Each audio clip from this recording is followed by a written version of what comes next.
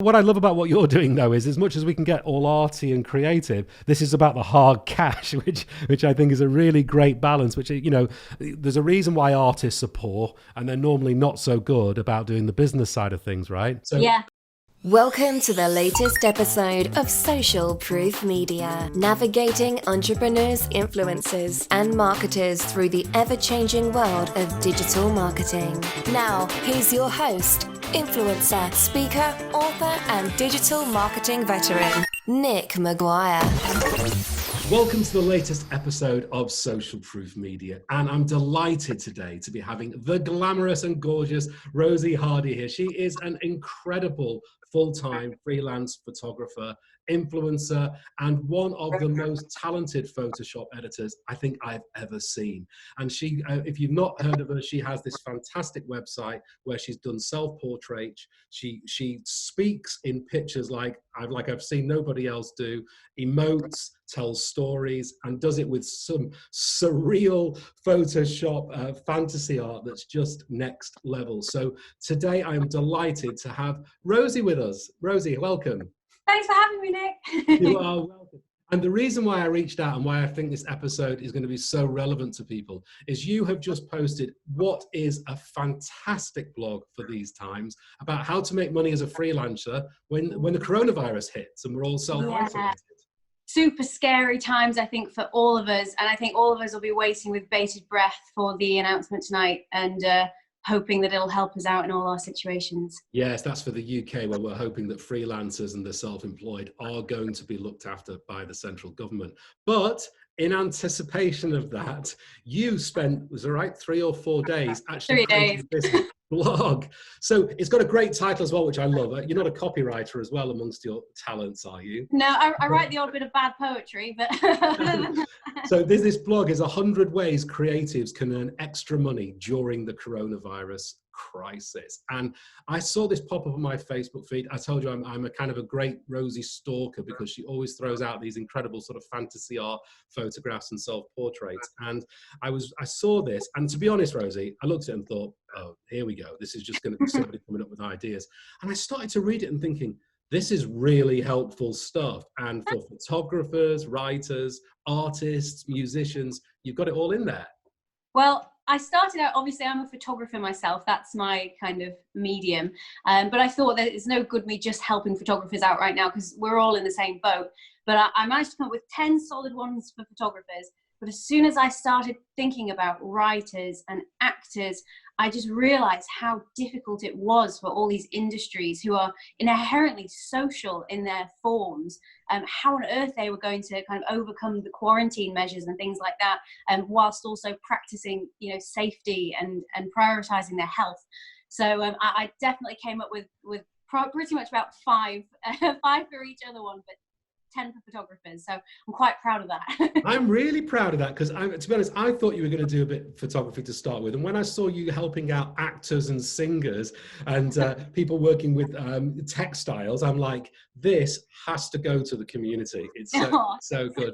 So we're hoping that freelancers are going to tune in, and then I'm going to give details on how you can follow Rosie at the end or go and read this whole blog. But I think what we're going to do is work through it, and just obviously I think I've been quite flattering already, but let me just say, what a great picture. When I saw this original picture of you isolated in your bubble, I was blown away. It's fab. The lighting and everything, reflection is brilliant, Rosie. How long did it take you to do?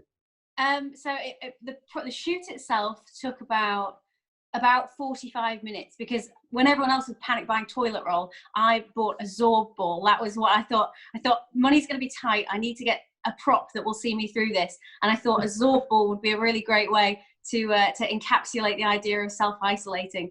So that arrived luckily in time. But you have to blow it up with a Hoover.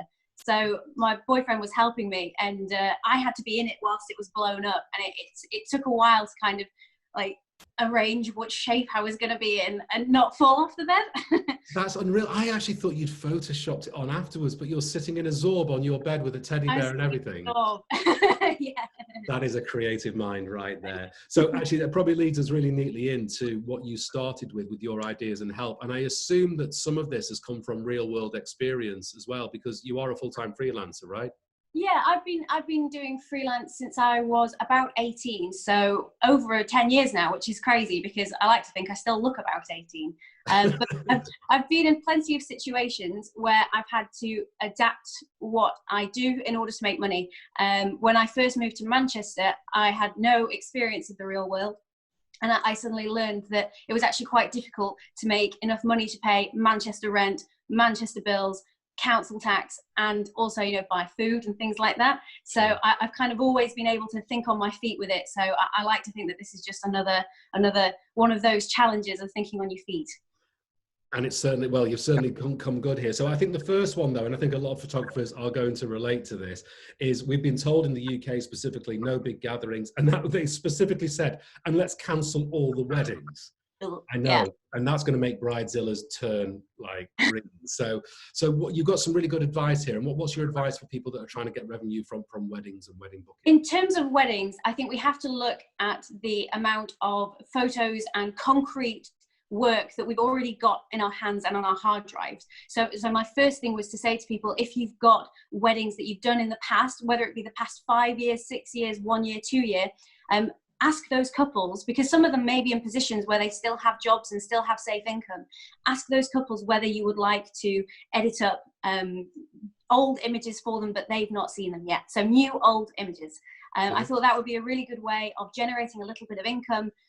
For me personally, I've probably shot about 200 weddings over the last 5 years, maybe a bit more. So if I can get 10 of those couples to pay me £50 for a new set of images, then that would be fantastic. So that was my first idea. I love that idea, and we're hoping that a lot of married couples stay together after they've lived each other this long. We'll see. But I love that. No, God. I love that idea. And also, what about people that have got weddings that are upcoming? They've got bookings. You also got some suggestions there as well. Yeah, so I don't actually have the blog with me, so can I go and get it? You can add it. Yeah, do you want to go and get it? Because otherwise, I can just prompt you. From 3 days ago. I can just right, go and get it. Yeah. Do you dream of being a full-time influencer, getting paid handsomely for your creativity? Are you ready to develop an unforgettable personal brand and be recognised as the go-to person in your city? Then the paid VIP City Influencer Program is perfect for you. This incredible new online program contains 14 hours of new, never-before-seen training videos on how to get paid by businesses and brands even if you have no followers.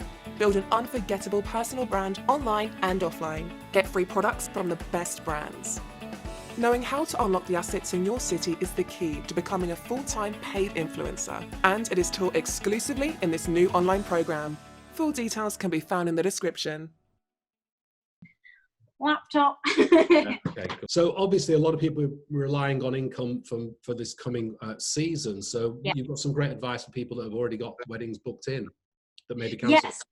So in terms of weddings you've already got booked in, the first thing, before you ask for money, the first thing that you have to do is be a human to your bride and groom. You have to say to them, I'm so sorry you're going through this, because it's not their fault that they have to postpone their wedding either. And everyone has to be in the same boat, and you have to be supportive. And I know a lot of our reflex reaction to this kind of thing might be to send an email and say, here are my terms and conditions, here are my policies. But I don't necessarily think that's the best way to go around doing this. I think you first of all have to reach out and say, do you need some support? Do you need someone to talk to? We're all in the same boat here and I want to help you. And then it's a case of working on a case-by-case basis what situation that couple is in. If they're freelancers or self-employed, they're not going to be able to pay their balance off when their wedding is due. So we have to kind of find out who's in which boat, and then say to them, if possible, could you pay £250 off on your wedding date if we're postponing it to next year? If you can't do that, we'll come up with something. The couples that are in secure boats, we could ask them if they would be happy to pay their full balance off on their wedding date. And it just helps cash flow come in. One thing I'm also really aware of is the tax year. I don't want next year all my postponements to push me over the VAT threshold, because I work quite hard to stay underneath it so that I'm not unnecessarily going over. So asking people to pay before April 5th next year would also be a good thing to think about. Really good advice there. That's great. And then, so I think, and obviously I think weddings are going to be a big source of income, but thankfully you've suggested some other stuff here. And I was quite intrigued by the point that you had here on remote photo shoots. What's a remote photo shoot and how do you do that? It's something I've invented 3 days ago. Okay, I love this. My idea of a remote photo shoot was essentially to teach people who are stuck at home, who are bored, who want to learn new skills and things to do, how to take pictures of their family and their kids. So you would come up with a PDF or something of that nature and explain how to, place them in good lighting, use the cameras they've got, because we've all got iPhones and smartphones and things like that, and take their own pictures, and then you can edit them for them. So I thought that would be a nice idea of still being able to do photo shoots. They might not be as nice as the ones you get with completely free reign, but it's a good way of helping each other out. You're helping someone who's bored and you're getting a little bit of income as well. So I thought it might be a good idea. I think it's a great idea, and I guess that sort of leads in with the remote editing that you also suggest that tutorials. I mean, I've got to say, with some of the stuff that you do around lighting and Photoshop composition, it must have taken a lot of learning to do. And have you actually done this yourself? Do you provide any training yet? Yeah, so I've been selling editing tutorials for years and years and years, but I kind of forget to promote them. So I've got a good kind of stash of editing tutorials, which I do plan on releasing soon. But I think that if people can go through past images, there's a great app called Screen Record Pro, which will just record your screen as you edit and record your voice as you speak. So if people can download that and start making their own editing tutorials, then that would be a really good way of keeping people entertained while they're bored. And also, I think it's a true thing to say that people will be looking for new jobs and skills after this. And I hope that people do turn to the arts for careers and don't get too spooked by the idea that it's not a necessity, because it really is a necessity. Everyone watching Netflix now is watching arts, essentially. Yeah, so. No, absolutely. And I'm hoping that, again, there is a big paradigm shift, because even though there may be a lot of freelancers and artists that don't have as much paid work right now, they have got the luxury of time. And seeing the creators creating all over social media right now, there is almost a renaissance of homegrown music and art and everything. And let's just hope that continues. It's what we need at this time, really. But what I love about what you're doing, though, is as much as we can get all arty and creative, this is about the hard cash, which I think is a really great balance. Which, there's a reason why artists are poor, and they're normally not so good about doing the business side of things, right? So yeah. Just a couple. So we've talked a fair bit about photography, and you've also got some other great stuff on there: the presets, Getty images, and actually selling stuff, which many photographers may be aware of. But on the preset side of thing, that's getting pretty hardcore technical, then, isn't it? That's lighting presets and photo room. Photo room. Lightroom, Photoshop Lightroom. Yeah. So if you're a photographer, I would like to think that you would already be familiar with things like Lightroom, and you would already kind of know how presets work and know how to save them. If not, it's something you can easily learn on YouTube, and full credit to all the YouTubers out there who will also be getting people through. I think presets are maybe technical for someone who's not been doing this for very long, but there are ways to learn. And I think it's all about, in this situation, kind of trying to lift the limits that you put on yourself as to what you can do right now. The more you are scared and think, that's it, my income is dried up, there's nothing I can do, the less motivated you will be to challenge that. Sure, that's great sense. And then I think I've seen this in some other sectors, in hospitality, for instance, which has obviously been decimated by the closures. That on number 10 here, you've got the idea of deposits and gift vouchers, and really just perhaps forward selling future business by discounting it now. Yeah, the only downfall with that is I'm going to hate myself next year when I've got no free time. Yeah, that's true. Desperate times call for desperate measures, and I think we're all going to be pretty excited to get back to normality after this, even if it means working extra hard. I agree. And then you've done a lot there for photographers, and I think it's great. And certainly if you're a photographer listening to this right now as an influencer, then I just would encourage you to follow Rosie, and some of her work and some of her blogs and writings will be really helpful. I noticed some of the rant blogs as well, which I quite like, about people using your work and things. So certainly well worth following. But what I also love about this blog is that you've not just gone down the visual, you've also gone to all the other senses as well. And this is what kind of impressed me as well with the musicians. So rather than being a poor musician, if you read Rosie's blog, you can actually come out here with a bit of cash. So you've talked about a few things here, and I've certainly seen a few of this. DJs, musicians, that there seems to be a really good time for using social media to get noticed. Massively. I think the one thing that I'm noticing at the moment, which of course I can't bash, is a lot of people, especially celebrities, are doing things for free. And that's a really nice gesture for them. But obviously my blog is more to do with charging people for it. And I think that's probably the biggest challenge that we'll be up against in using social media to generate cash, is that there are a lot of free things going on at the moment. So maybe the time to implement the social media strategies is in about a month, when all the free trials expire.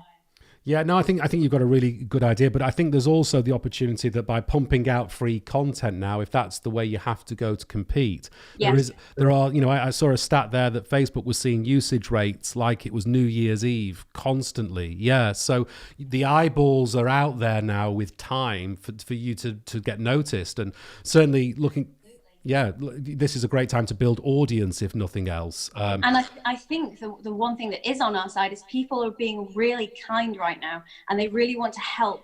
And if someone puts out there that, I'm a musician, my income has dried up, can you support me by listening to my playlist on repeat, or even putting it on mute throughout the entire day, but putting it on repeat? I think a lot of people will be happy to help out and do that for someone who's struggling. I agree, and I think there's certainly a lot of creativity happening, some great songs coming on. But like you say, you've got some practical advice here around streaming revenues, around what you can do with actual audio stuff. So I think that's great. And then I was quite surprised to see actors and entertainers on your list, because I guess I can understand photography, video, music as a digital format, but actors and entertainment, yeah, maybe if you're on Netflix, but if you've just been laid off, or you're a gigging actor, that's going to be a hard time, right? And you've come up with some really creative stuff here. I just, honestly, it seems practical, but so good. Use Your Voice audiobooks, number 16. What a great idea, right? Yeah, I know. I mean, someone actually suggested that to me on Instagram, so I can't take credit for that one. Damn. Because actors and entertainers, I struggled with so much. It was by far the hardest category that I did. Yeah. But it turns out that, especially now, people are looking at podcasts and they're just not producing. If you've got a good voice to be able to record audiobooks and that sort of a thing, now is a really good time for that, because people want to switch off from coronavirus at night and they want to listen to something. I like murder. I've put that in the blog as well. But they want to listen to something which will entertain them. So anyone that's good in an auditory manner, now is your time. Absolutely. And I love the fact that you're also saying about teaching and transferring skills and doing acting lessons. And I think with families being at home, having children around as well, it's a great time to put on shows, pantomimes. And if actors can help out with scripts and ideas and mentoring, then that could be chargeable as well, right? Absolutely. I mean, think of all the kids out there that have so much energy and love to be drama queens, but they have no one to, no one to take them to drama club anymore. I think that would be a really, really good idea, to channel all the extra energy that kids have at the moment and help the parents, help the damn parents. To give them ideas, because it is hard. And I love you here on number 20, where you're saying create downloadable PDFs. And then magic tricks, of course, you can throw that in there, I guess. There's performance art involved. And what kids don't love magic tricks, right? Exactly. I mean, I think if there was probably one thing I would like to learn, it would be magic right now. Yeah. Which, who would have thought?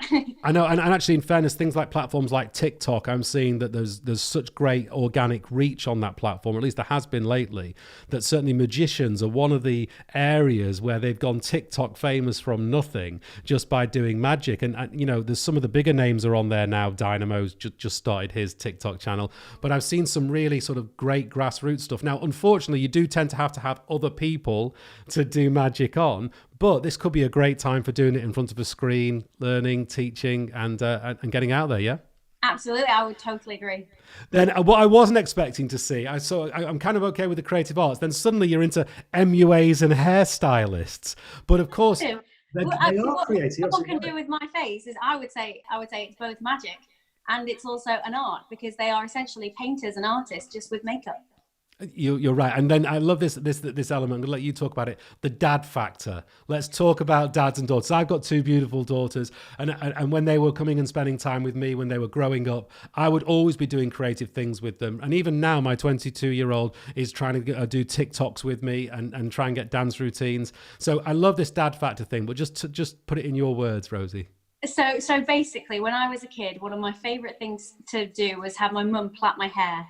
She would do all over plaits, and I like the idea that, I like the feeling of having my hair played with. A lot of people enjoy that, but my dad was always out of his depth with it, and I think a lot of dads can relate to this, and the opposite genders as well. It's not a gendered thing, but I like this dad factor, because I think it really encourages dads and parents who maybe find a bit of a block with getting intimacy with their child. I think it gives them a nice way of learning how to do their hair and learning how to do things that they wouldn't necessarily do.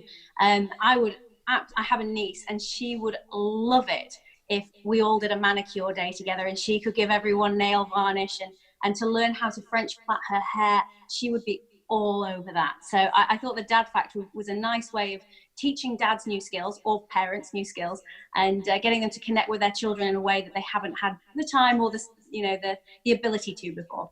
You're absolutely right, and there are tons of MUAs out there. There are tons of people working in hair and doing great creations for the catwalks and things. Now is the time to be producing content, to get in front of your iPhone, to get brave, and even if you can't monetize it straight away, it's a great way of getting your brand out there.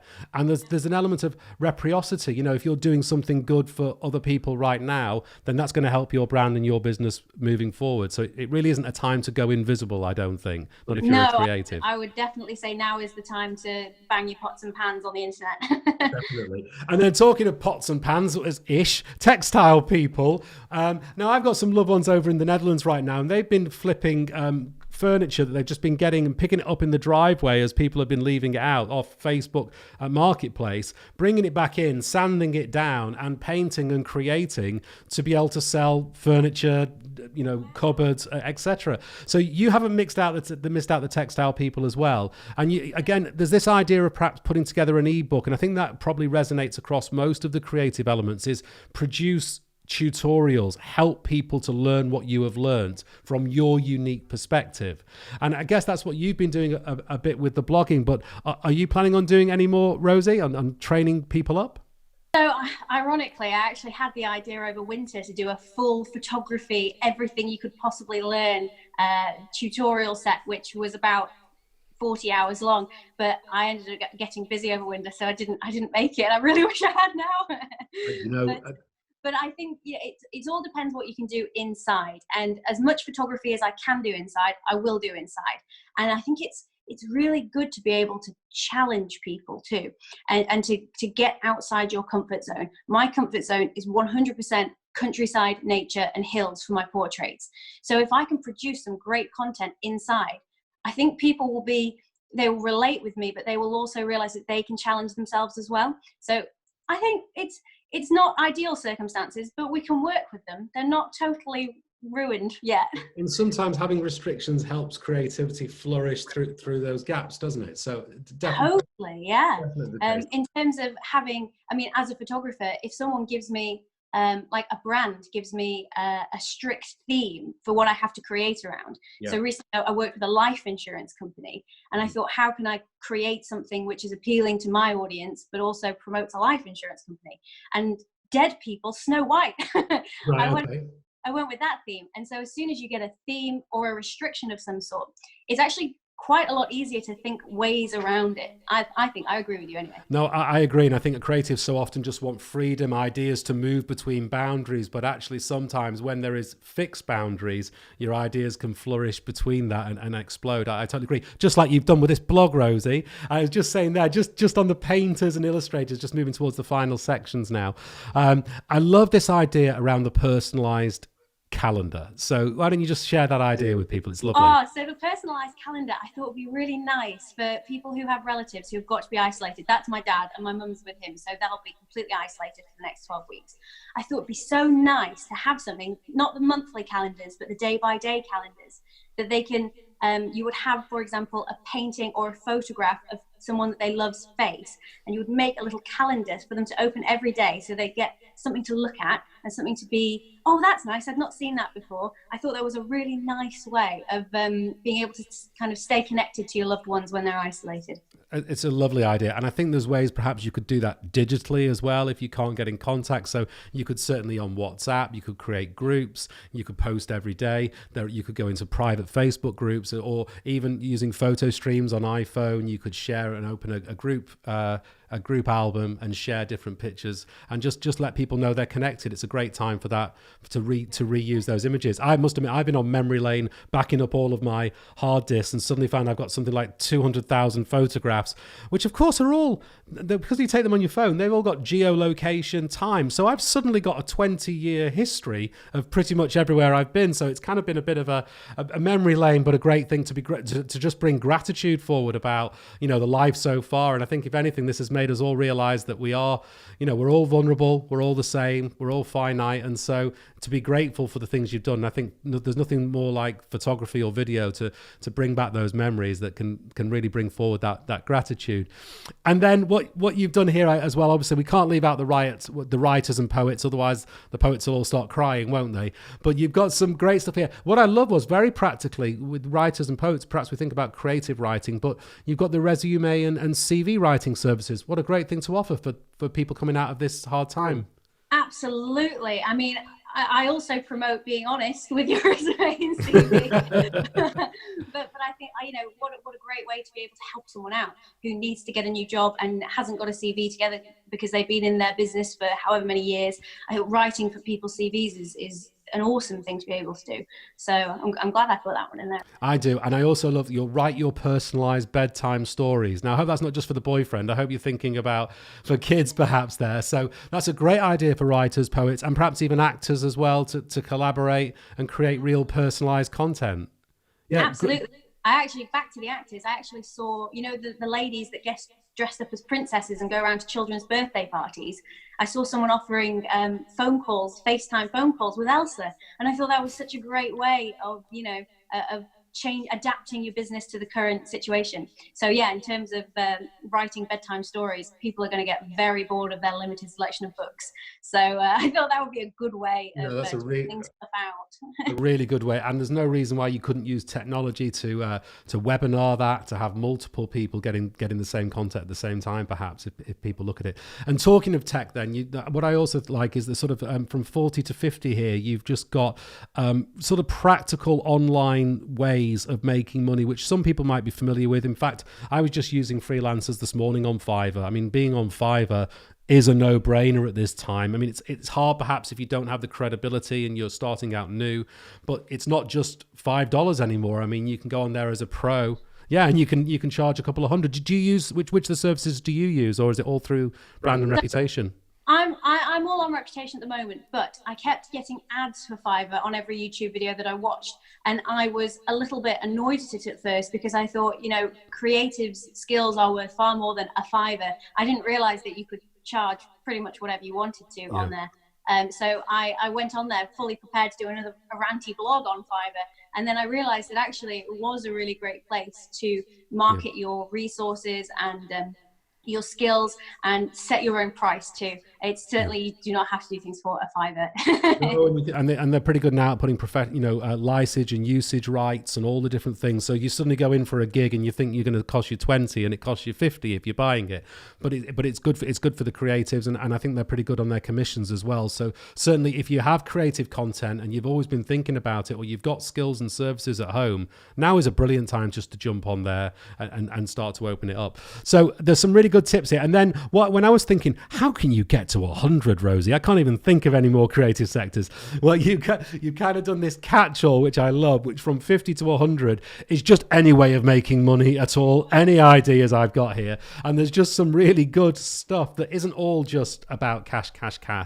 It sort of follows the sentiment that we've seen here in the UK of 500,000 people have just signed up just to help with the NHS. And it kind of gives you a little bit of a faith in humanity. But you've got some really good stuff here about how people can make money in such a difficult time. I mean, you've just got no end of ideas, really. And I'm loving signing up on eBay or walking people's dogs. And also, one of the things I've noticed since the lockdown is everybody seems to be a gardener. Or the only vans I see going past are gardening vans. And because the weather's nice, so I think if you were looking at retraining as a gardener, now could be a good time. That would be a very good time. I think gardening is a very noble job. I think it's a very poetic job as well, to just spend your time outside with your flowers. I think it's lovely. But I also have to say that I wrote these with like the lockdown rules in mind as of about 4 days ago. Yeah. So if it changes and if it gets to the point where we, aren't supposed to go outside for anything other than food and emergencies, then obviously going and walking someone's dog off the list. It's going to be tricky, but at least it's a great start, Rosie. And I think I would really encourage people to follow the link in the description. Go and have a read. Make sure you give Rosie a follow, because there's just some brilliant stuff. And so just in summary, then, Rosie, what are you, the creative photographer, going to be doing over this? Well, let's say 12 weeks. I mean, we don't know, really, do we? At least 3. Well, so I spent the last week completely rescheduling this year. So this last week I've been unable to be creative because I have to prioritize my clients, get them all postponed into different dates, and then discuss options with them in terms of how it is best for them to pay their balances. So that's going to be my first port of call. I'm also going to be trying to post a couple of images a week inside, and I'm going to be releasing editing tutorials, because I think that's a really good way for my audience of staying engaged with me, staying connected, and everyone talking about their experiences, but also being creative inside. I did wonder whether I'd be able to get away with shooting outside in my exercise time, but I've decided against it, purely because I know a lot of people just see the action. They don't listen to the thought behind it and how careful you are. So I'm inside only from now on. And I think it's good to segment as well. I think one of the dangers is when we are stuck at home is understanding the difference between when you're working and when you're not working. And so if you can allocate the times that I am cooking now, not cooking and on my laptop, or I'm having exercise and not doing photography, then I think it's good to make some demarcations between the different times. Otherwise, it can just very easily, money and work can consume and like osmosis just into every part of your life. And it's totally. Just, yeah, it's really true. Well, listen, Rosie, I think I'm delighted to have had you on. I hope that perhaps once this is all blown over, that we perhaps can come on and talk a little bit more about your influencer side. Yeah. I've stopped drinking. I don't drink. We can drink water. We can have water together. We can have a Vimto. I thought if I'm going to be self-isolated in my own house, the last thing I need is a load of alcohol in there. So I'm being healthy. So we'll talk about your influencer side of things, because one of the things we're going to do with this podcast is going to post it into the VIP Influencer Academy, which is a school and a Facebook group which is training people up to move just out of the creative arts and getting paid full-time as influencers. And then, of course, and here's the wicked plug coming that everyone was expecting, there's also my training course, which is about to be released right now, which is how to be a paid VIP city influencer. It's for those people that want to take their creativity into the cities when they reopen, and how they can suddenly become a key person of influence, get free stuff, have the lavish parties and lifestyles, and how they can use creativity to be able to get money to be able to build that. So if you're interested in that as well as another form of revenue moving forward, then why don't you check out that in the description. Rosie, you're looking great. Isolation is doing you fine. I hope. Are you going to go exercising in your Zorb bubble? No. Done now. No, I think I need a day of gathering. Well, listen, love to you and all your loved ones. Do take care, and thanks so much for doing this episode. Thanks for having me, Nick. Thanks, Rosie. Has your pay-per-click stopped performing? Then Beyond PPC is for you. In this book, host Nick Maguire outlines alternative strategies on how to increase your online success. Just follow the link in the description. You've been listening to Social Proof Media. Subscribe for the latest episodes.